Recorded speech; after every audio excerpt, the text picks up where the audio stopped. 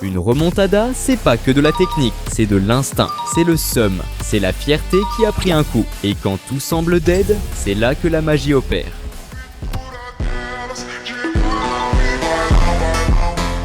C'était pas de la chatte, c'était les tripes, c'était une dinguerie. C'était du foot à l'état pur. Aujourd'hui, tu vas mater la partie 2 des remontadas historiques qui ont défié toute logique. On commence avec la plus grande remontada de l'histoire de la Champions. Barcelone contre PSG, quart de finale de la saison 2016-2017. Le Barça s'était fait défoncer au match aller, 4-0 pour le PSG à Paris. La mission était quasi impossible. Mais ce soir-là au Camp Nou, l'impossible est devenu réalité. En moins de 3 minutes, le miracle a commencé à prendre forme. Le milieu Rafinha a balancé le ballon sur la droite et le défenseur Marquinhos a essayé de dégager de la tête mais l'a envoyé en arrière. Le milieu Verratti a foiré son contrôle et Suarez a surgi de nulle part, claquant une tête plongeant au nez et à la barbe du gardien Trapp. 1-0. L'espoir était toujours là. Le deuxième est arrivé avant la mi-temps. Suarez a essayé de trouver Iniesta dans la surface. Marquinhos a tenté d'intercepter, mais le maestro du Barça a récupéré le cuir et, dos au but, a claqué une talonnade. Le latéral Kurzawa a voulu dégager et a fini par marquer contre son camp. 2-0. Le Camp Nou était en feu. Juste après la pause, encore plus de drama. Iniesta a lancé Neymar sur la gauche. Le latéral Meunier a glissé en essayant de couper l'action. Neymar a percé dans la surface et s'est fait sécher. Péno. Messi a tiré en force en pleine lucarne, aucune chance pour Trapp. 3-0. L'exploit était à un but, mais le PSG avait encore Cavani. Juste après, Meunier a fait une action de ouf, a mis un sombrero à Neymar et a centré à ras de terre. L'Uruguayenne a devancé le milieu Mascherano et a taclé le ballon sur le poteau. C'était chaud. Dans la foulée, nouvelle occasion. Coup franc aux abords de la surface. Le ballon a été balancé dans la boîte. Kurzawa a dévié et Cavani a repris de voler. Une vraie praline. Le gardien Ter Stegen n'a rien pu faire. 3-1, le PSG avait le but à l'extérieur. Le Barça avait maintenant besoin de 3 buts. Le miracle semblait s'envoler, mais Neymar y croyait encore. À la 88e, le numéro 11 s'est chargé du coup franc. Avec une précision chirurgicale, il l'a envoyé dans la lucarne. Trapp est resté planté là à regarder. 4-1, Neymar était en feu. Peu après, Suarez a plongé dans la surface après un duel avec Marquinhos. L'arbitre a sifflé penalty, controversé, mais Neymar n'a pas tremblé. Il a tiré avec classe et a marqué le 5e. Il n'en manquait plus qu'un. Dernière seconde du match. Tension maximale. Neymar a pris le ballon aux 30 mètres et l'a balancé dans la surface. La défense du PSG s'est arrêtée et le latéral Sergi Roberto a surgi, seul, derrière la défense, pour la pousser au fond des filets. Passe des deux Neymar, 6-1. Explosion. La folie totale au Camp Nou. La plus grande remontada de l'histoire de la Champions était écrite.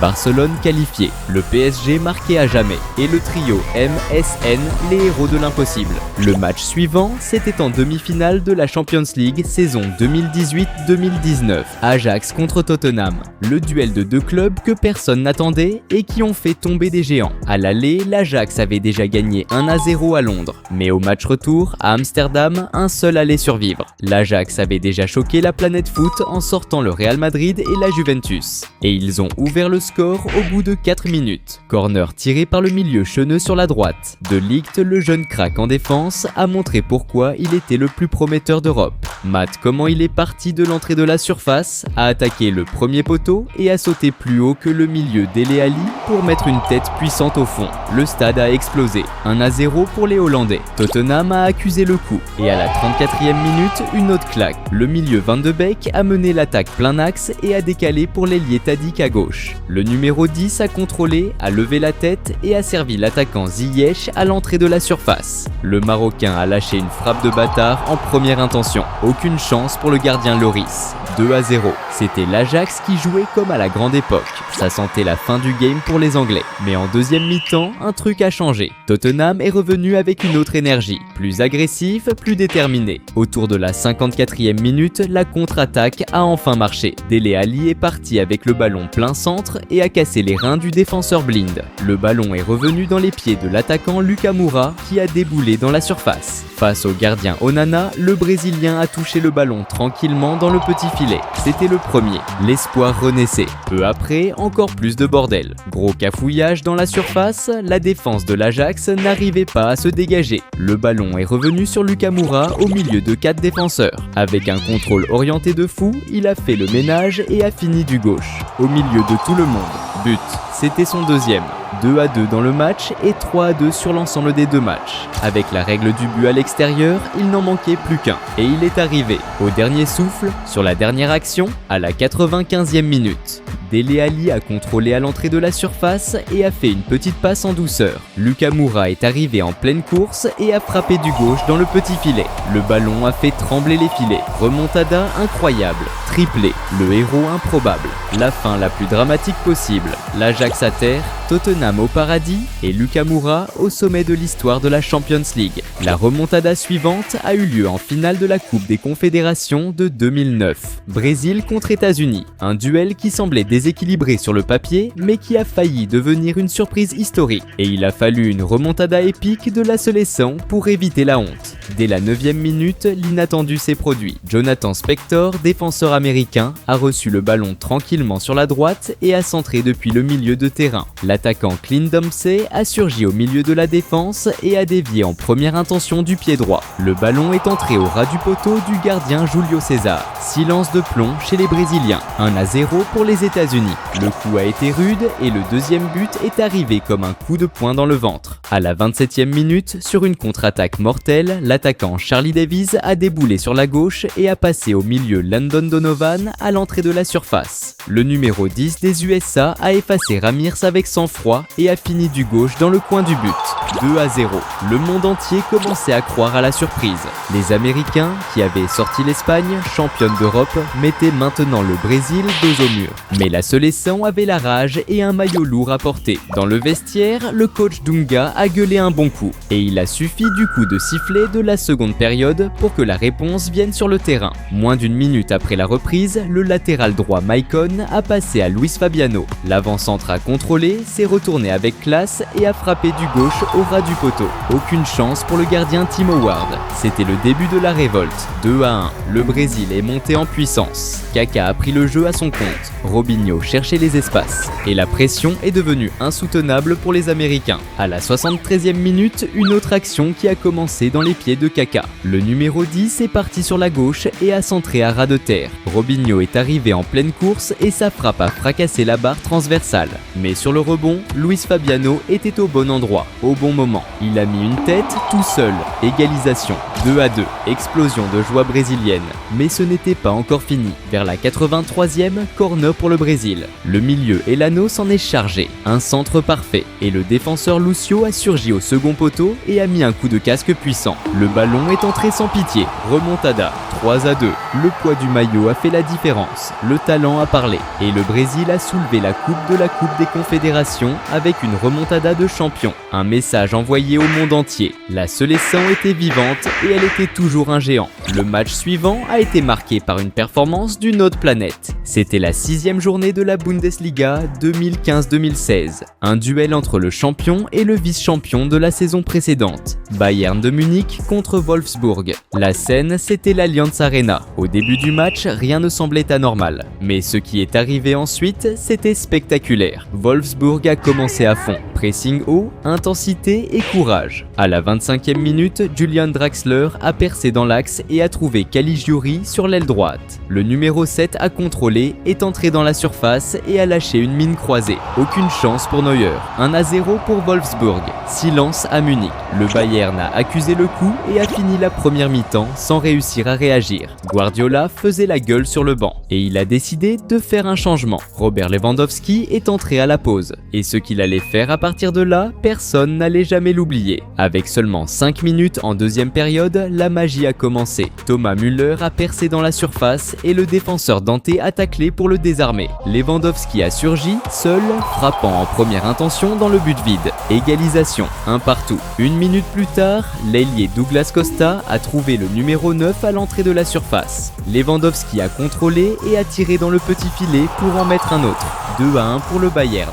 c'était le début du déluge. Sur l'action suivante, le ballon est venu de la droite. Sur une contre-attaque, le milieu Mario Götze a passé au numéro 9 au second poteau. Et Lewandowski a tiré sur le poteau. Sur le rebond, le gardien Benaglio a tenté de fermer l'angle. Mais l'attaquant polonais a enchaîné la frappe pour faire trembler les ficelles à nouveau. 3 buts en 4 minutes. 3-1 pour le Bayern, incroyable. Mais il ne s'est pas arrêté là. À la minute 60, action de malade de Douglas Costa sur la gauche. Le Brésilien a centré au milieu de la surface. Lewandowski est arrivé comme une fusée pour envoyer un autre ballon au fond. C'était le 4e. 4-1, l'Allianz Arena était déjà en transe. Et ce n'était pas fini. Sur l'action qui a suivi, le latéral Philippe Lahm a centré de la droite. Lewandowski est entré en scène une fois de plus. Cette fois, une reprise de volée en première intention, qui a laissé le gardien sans aucune réaction. Un but de fou furieux. 5 buts en 9 minutes.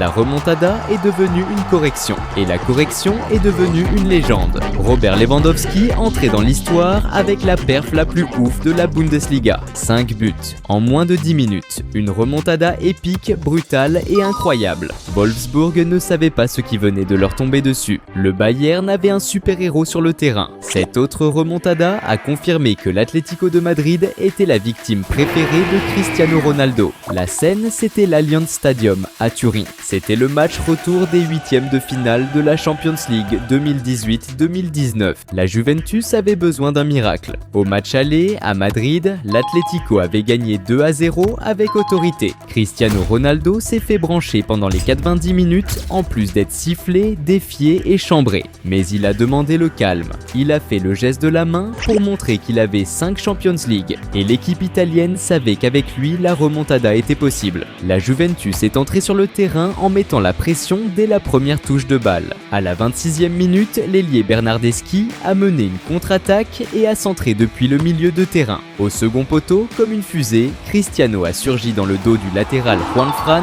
et a mis une tête au fond. 1-0. Explosion à Turin. Mais il restait encore beaucoup à faire. L'Atlético, avec sa traditionnelle ligne de 5 derrière, fermait bien la boutique. Le temps passait, la tension montait. Mais Cristiano semblait porter la Juventus tout seul. Dès la première minute de la seconde période, le latéral Cancelo a débordé sur la droite et a centré. Cristiano s'est envolé au 3e étage et a mis une tête dans la lucarne. Oblak a encore touché le ballon, mais il avait déjà franchi la ligne. L'arbitre a regardé sa montre. But accordé, 2-0, score égal sur l'ensemble des 2 matchs. L'impossible était déjà possible. L'Atlético a accusé le coup. Simeone était KO sur son banc. La Juve y croyait. Le stade entier pulsait au rythme de Cristiano. Jusqu'à la 84e minute où Bernardeschi a fait une action de génie. Il a gagné son duel au physique et à la technique contre le milieu coréen dans la surface. Sauf que l'Argentin a poussé le numéro 33 dans le dos. Penalty. Et il n'y avait aucun doute sur qui allait le tirer. Cristiano s'est avancé vers le ballon, a respiré un grand coup, a couru et a frappé en force côté gauche. Oblak est parti de l'autre côté, triplé, Cristiano, l'homme qui transformait la vengeance en art. 3-0 pour la Juventus. Remontada complète, qualification épique. Et l'Atlético de Madrid, une des victimes préférées du crack portugais, tombait encore une fois face à son bourreau. Cristiano Ronaldo, avec une autre performance de légende, prouvait que tant qu'il serait sur le terrain, le match ne serait jamais perdu. Et si t'as maté la vidéo jusqu'ici, faut que tu lâches ton pouce bleu, hein. Abonne-toi à la chaîne et regarde ces vidéos qui apparaissent sur ton écran, je suis sûr que tu vas kiffer, parce que c'est la partie 1 et la partie 2 de cette vidéo. Je m'appelle Christian Castro et on se capte pour la prochaine vidéo.